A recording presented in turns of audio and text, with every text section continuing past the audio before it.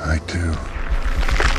झील के किनारे एक आदमी खड़ा हुआ है। उसकी वाइफ उसके पास आती है। तब वो पलटकर उसे देखता है तो उसे ऐसा फील होता है जैसे उस पर कोई चीज हावी हो गई है और इसके बाद फौरन वो नदी में कूद जाता है, जिस पर उसकी वाइफ बहुत रोती है और रोते हुए कहती है कि उसकी जान छोड़ दो, जिसके बदले में चाहे तुम मुझे ले जाओ। और फौरन ही उसका हस्बैंड पानी के ऊपर आ जाता है और वो बिल्कुल नॉर्मल हालत में होता है और पानी से बाहर आने में उसकी वाइफ उसकी हेल्प करती है और अचानक से उसकी वाइफ को कुछ सुपरनेचुरल चीजें पानी में खींच लेती है। उसे बचाने के लिए वो काफी उसकी हेल्प करता है, लेकिन कोई चीज अंदर से उसे अपनी तरफ खींच रही होती है और ऐसा करने वाली ये मरमेड जलपरियां ही होती। और उन जलपरियों ने ऐसा इसलिए किया था क्योंकि उसके हस्बैंड की जान बख्शने की कीमत उन्होंने उसकी वाइफ में से ही पूरी। और इसके बाद हमें एक कपल दिखाया जाता है जो आपस में मंगेतर होते हैं। लड़की का नाम मरीना और लड़के का नाम रोमा होता है। असल में वो स्विमिंग पूल में खड़े होते हैं कि मरीना को स्विमिंग नहीं आती, जिस पर उसका मंगेतर उसे स्विमिंग सिखा रहा होता है। और ठीक उसी वक्त रोमा का एक फ्रेंड भी वहाँ आ जाता है और वो उसे स्विमिंग रेस का चैलेंज देता है और रोमा मरीना को पूल के किनारे छोड़कर रेस करने चला जाता है। उन दोनों के रेस पर जाने के बाद मरीना खुद ही स्विमिंग करने की कोशिश करती है, जिससे वो फौरन डूबने लगती है और रोमा को इस बारे में कुछ पता नहीं होता। और जब उनकी स्विमिंग खत्म होती है तब वो आकर देखता है कि मरीना डूब रही है, जिस पर रोमा उसे फौरन बचा लेता है और मरीना मौत के मुंह से बाहर आ जाती है। इस वाकये के बाद उन दोनों के दरमियान काफी क्लैश हो जाता है। उसके बाद रोमा अपने एक फ्रेंड के साथ झील के किनारे बने हुए एक घर में जाता है। असल में वो घर रोमा के फादर का होता है। रोमा अपने फ्रेंड को बताता है कि उसकी मदर की डेथ उस घर के नजदीक झील में डूबकर हुई थी और इस इंसिडेंट के बाद उसके फादर पागल हो चुके थे। और यहाँ पर यह हकीकत सामने आती है कि झील के किनारे खड़ा हुआ आदमी असल में रोमा का फादर होता है और जलपरी ने उसकी माँ को डुबोकर मार दिया। रोमा का फ्रेंड उसे एक बैचलर पार्टी में लेकर आता है क्योंकि रोमा की शादी होने वाली होती है और वो दोनों देखते हैं कि उस घर के बेसमेंट में पानी भरा हुआ है, जिससे वो दोनों सोचते हैं कि ये पानी शायद सीवरेज के खराब होने से यहाँ पर आया है या फिर बारिश होने की वजह से ये पानी यहाँ पर खड़ा हुआ है। कुछ देर गुजरने के बाद उनके बाकी फ्रेंड्स भी पार्टी के लिए आ जाते हैं। उस वक्त रोमा का मूड थोड़ा ऑफ होता है, जिसकी वजह से वो पार्टी को छोड़ देता है और उसी झील के किनारे आकर बैठ जाता है। वो फौरन मेरीना को कॉल करता है और वो किसी जरूरी काम में बिजी होती है और रोमा फौरन उस झील में स्विमिंग के लिए उतर जाता है। जब रोमा स्विमिंग कर रहा होता है तब उसे इस बात का एहसास होता है कि उसके अलावा भी वहाँ पर कोई मौजूद है। वो झील से बाहर आ जाता है और वहाँ पर उसे एक लड़की नजर आती है। वो लड़की अपने बालों में कॉम्ब कर रही होती है, जिससे वो फौरन समझ जाता है कि शायद ये जलपरी है और वो फौरन अट्रैक्ट हो जाता है और उसके पास जाता है। वो दोनों एक दूसरे के पास आते हैं और वो लड़की उसे क्रॉलिंग स्माइल देती है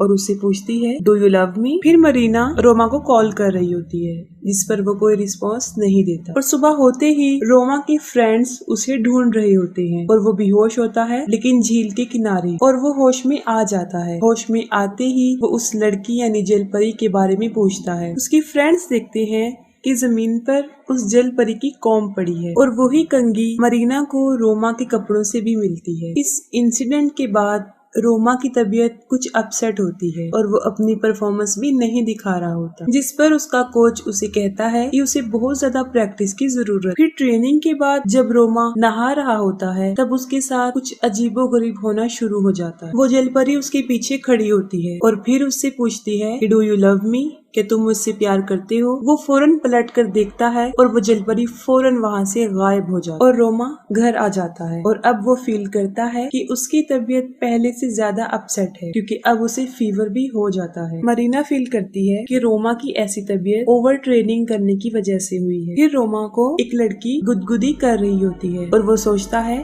कि ये मरीना है और वो उस पर शाउट करता है। फिर वो देखने के लिए उठता है लेकिन वहाँ पर कोई नहीं।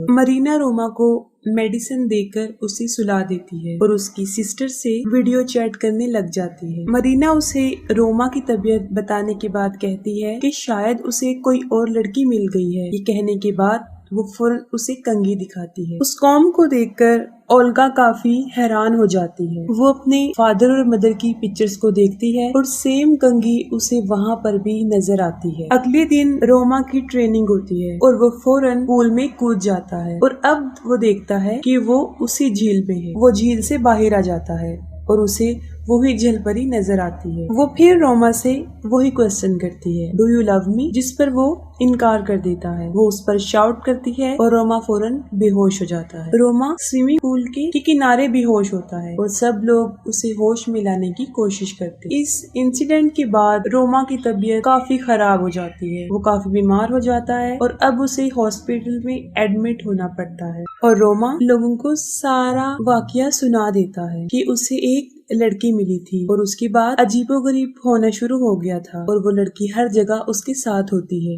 जिस पर ऑल्गर रोमा से पूछती है कि पहली मर्तबा उसने उस लड़की को कहाँ देखा था। वो बता देता है कि झील के किनारे, और उसने उसकी शर्ट पहनी हुई थी और उसकी किस भी की थी। ये सुनते ही मरीना गुस्से में आ जाती है और वहाँ से चली जाती है। उसके पीछे रोमा भी जाता है, लेकिन अब उसमें काफी वीकनेस हो चुकी थी तो वो ज्यादा नहीं चल सकता था। और अचानक से मरीना को किसी की आवाज आती है। फिर वो मुख्तलिफ डायरेक्शन में जाती है और उसके पीछे रोमा भी जाता है। रोमा एक कमरे में चला जाता है, वहाँ उसे फिर जलपरी नजर आती है और मोरिना की वहाँ पहुँचने से पहले दरवाजा बंद हो जाता है। इससे पहले कि सब लोग रोमा को उस रूम से बाहर निकालते, वो जलपरी एक बार फिर उस पर अटैक कर देती है। और ये सारा वाकया देखकर ऑल्गर फौरन समझ जाती है और वो उसे अपने फादर के पास ले जाती है। पहले तो उनके फादर उनसे मिलने के लिए इनकार कर देते हैं और उनसे कहते हैं कि वो यहाँ से चले जाएं। फिर वो ओल्गा की सारी बातें सुनते हैं। उसकी बातों को सुनकर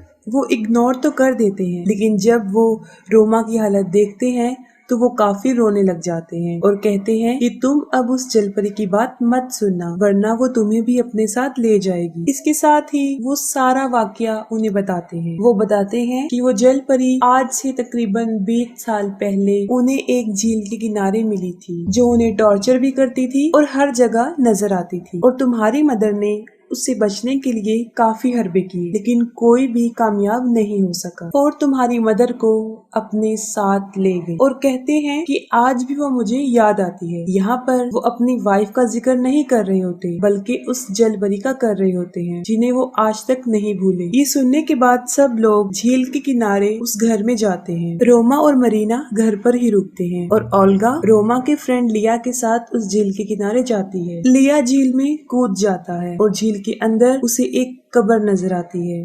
वो उस कब्र के पास जाता है। उस कब्र के ऊपर नाम लिखा होता है। वो उसको पढ़ता है तो इसके साथ ही उसे कुछ डेड बॉडीज नजर आती हैं। ये देखकर लिया पानी से भागने की कोशिश करता है। तब जलपरी उसे पानी में खींचने की कोशिश करती है, लेकिन किसी तरह वो अपनी जान बचाकर पानी से बाहर आ जाता है और ओल्गा की मदद से झील के किनारे पर आ जाता है और उस जलपरी का नाम बताता है और उसका नाम लीजा ग्रेगोरिवा होता है। दूसरी तरफ मरीना को सामने वाले घर में एक औरत दिखाई देती है। वो वहाँ जाती है तो वो रोमा की मदर का गोस्ट होता है और ये भी बताती है कि मरने से पहले वो एक रिचुअल कर रही होती है।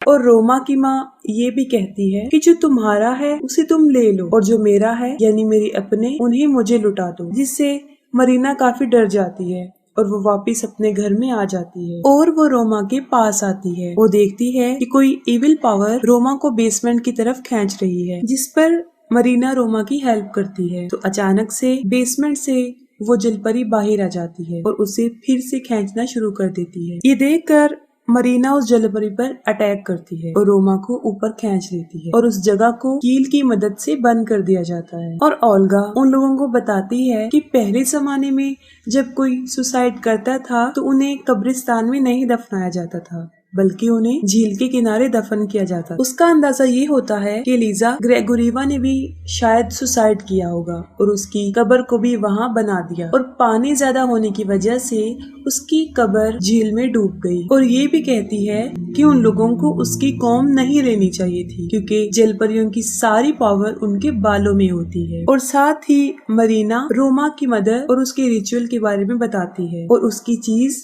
यानी उस कौम के रिचुअल की बात कर रही होती है। और मरीना लिया से रिक्वेस्ट करती है कि वो कॉटेज के बाहर उसका वेट करे और अंदर जाकर खुद रिचुअल शुरू करती है। इतनी ही देर में लिया को बाहर जलपरी नजर आती है। वो उससे पूछती है डू यू लव मी, जिसके जवाब में वो यस कह देता है और वो उसे पोजेस कर लेती है। इसके साथ ही वो रोमा को भी पोजेस कर लेती है और उसे बेसमेंट में आने पर मजबूर कर देती है। ये देखकर ऑल्गर उसे रोकने की कोशिश करती है, लेकिन वो उस पर अटैक कर देता है। और वहाँ पर मरीना अलग अलग तरीके से रिचुअल की प्रैक्टिस करने के बाद फाइनली सही तरीके से रिचुअल करना शुरू कर देती है। वो उस जलपरी की कंघी को पानी में रखती है और मिरर में उसको देखते हुए कहती है कि अपनी चीज तुम वापस ले जाओ और मेरा प्यार मुझे वापस लौटा दो। और फौरन कंघी गायब हो जाती है और जलपरी मरीना का सर पानी में डिबोकर उसे अपना पास्ट दिखाती है कि माजी में उसके साथ क्या क्या हुआ, जिसमें एक लड़का उससे शादी का प्रॉमिस करके उसे धोखा दे देता है